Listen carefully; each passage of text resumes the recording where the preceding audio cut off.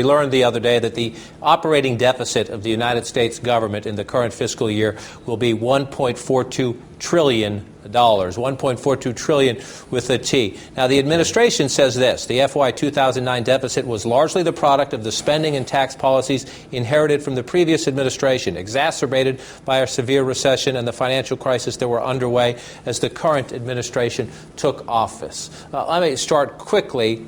Your perspective on, you almost joined this administration, you had some disagreements over issues like this. Is that fair, what they say?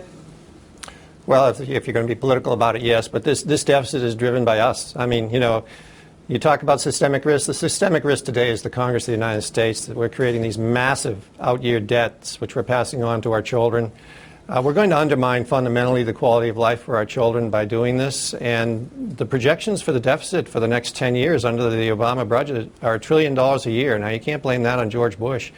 And we're taking the public debt from 40% of GDP, which is tolerable but still too high, up to 80% of GDP, which means we're basically on the path towards a banana republic type of financial situation in this country.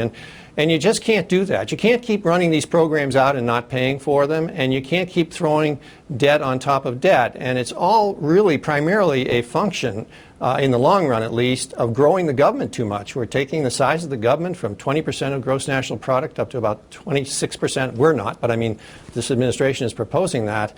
That's not sustainable for our nation or our children, and it means we will devalue their future. It'll be hard for our kids to buy a car, buy a house, or send their kids to college. Standard of living will drop if we keep this up. Let's go.